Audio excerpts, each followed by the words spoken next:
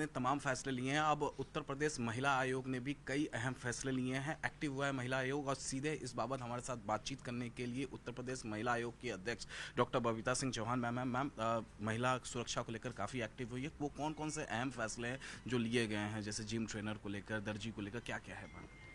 देखिए, निश्चित रूप से महिला आयोग है और मैं भी महिला हूँ और महिला आयोग की अध्यक्ष हूँ। तो मुझे मेरा पहला कर्तव्य है कि महिलाओं को सुरक्षित रखना और महिलाओं को रोज़गार देना। तो ऐसे नहीं है कि जो किसी को मेरे फैसले से कहीं कोई परेशानी होने वाली है। मैं आपको बताना चाहूँगी, जैसे जिम है, तो ये कुछ चीज़ें ऐसी भी हैं कि जिनकी शिकायतें मेरे पास बहुत आई हैं और आप भी समाज में रहते हैं, आपने भी बैड टच देखा को होगा। लेकर लगातार यस, खबरें आती है ना? रहती हैं, थाने में बैड शिकायत। टच है या वहाँ उनका वीडियोग्राफी करना है, फोटोग्राफी करना है, फिर उनको वायरल करना है, फिर महिलाओं को ब्लैकमेल करना है। तो इस तरह की चीज़ें आई हैं। लेकिन ये क्यों बढ़ती जा रही थी? ये इसलिए बढ़ती जा रही थी क्योंकि ये आधुनिक भारत में आज महिलाओं को जिम की ज़रूरत भी है और जाना भी चाहिए, जाती हैं फिटनेस के लिए। लेकिन वहाँ उनके पास ये ऑप्शन नहीं होता कि हम जब ट्रेनर के जो रख रहे हैं वो हमें निश्चित रूप से, क्योंकि 99% जिम के अंदर ट्रेनर जो हैं वो लड़के ही हैं और वहाँ उनको ट्रेनिंग ना चाहते हुए भी उनके अंडर में लेनी होती है। तो मेरा अब सिर्फ ये कहना है कि जितने भी जिम हैं वो वहाँ जितनी भी सुविधा के अनुसार, जितनी भी उनकी रिक्वायरमेंट है, उसके हिसाब से वहाँ महिलाओं को ट्रेनर रखना चाहिए उनको, इसी तरीके से और महिलाओं दर्जी को और महिला कराना। दर्जी को इसलिए ही लेकर। मेरा कहना है कि जैसे बुटीक हैं, बुटीक पे 90% आप जानते ही हैं कि बुटीक पर टेलर जितने भी हैं, वो जिनको मास्टर्स कहते हैं, मास्टर जितने भी हैं वो सब टेलर हैं। तो मास्टर अगर टेलर है तो, लेकिन मेज़रमेंट के लिए, क्योंकि कपड़ों का मेज़रमेंट जब लिया जाता है तो आपको पता है कि बहुत नज़दीक से लिया जाता है, तो मेज़रमेंट के लिए भी वहाँ लड़कियों को रखना चाहिए। ऐसे ही पार्लर की बात की जाए तो पार्लर में तो अभी तक तो यही था कि आपने देखा होगा जितने भी पार्लर हुआ करते थे, ब्यूटी पार्लर स्पेशली लड़कियों के लिए, अब तो लड़कों के लिए भी हैं, लेकिन पार्लर लड़कियों के लिए ही होते थे और लड़कियां ही वहाँ काम करती थी।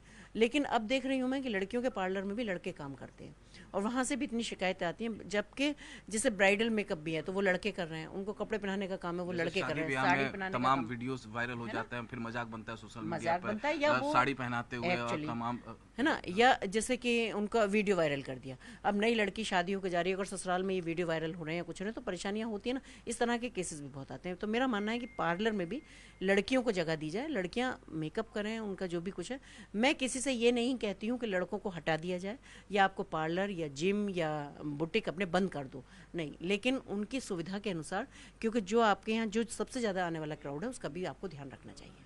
कोई टाइम फ्रेम भी आपने किया है, टाइमलाइन फिक्स किया है कि इतने टाइम में इसको इम्प्लीमेंट कर देना है? नहीं क्रियान्वयन किया गया, नहीं इम्प्लीमेंट किया गया तो एक्शन लिया जाएगा? देखिए, टाइम इसलिए अभी फिक्स नहीं किया क्योंकि बहुत सारी जगह ऐसी होती हैं कि चैनल के माध्यम से, पेपर के माध्यम से चीज़ें पहुंच पाती हैं, कई जगह नहीं पहुंच पाती हैं। तो हमने अपने प्रशासन को ये निर्देश दिए हैं कि वो जाएं और सारे पहले देखें कि कहाँ कितना क्या समीकरण है वहाँ के, और वो जाके पर्सनली सबको ये बताएं। तो वो अपने स्तर पर, लोकल स्तर पर वहाँ वो उनको सबको अवेयर करें, उनको सारी सूचना दें।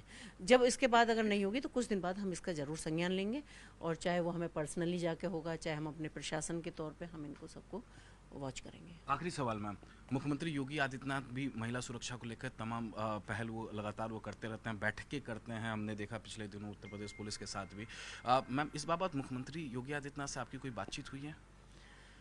जी बिल्कुल, इस प्रदेश में रहते हैं और प्रदेश के वो मुखिया हैं, तो निश्चित रूप से हमारी बातचीत होती रहती है। और मैं आपको ये बताना चाहूँगी, इस अगर उसमें कहा जाए कि महिलाओं की सुरक्षा की दृष्टि से, तो पहले में और अब में आप ज़मीन आसमान का फ़र्क देख रहे होंगे कि जितनी सुरक्षित महिलाएं आज हैं उत्तर प्रदेश में, उतनी अब से कम अगर 7-8 साल पहले की बात करूं तो बिल्कुल नहीं थी।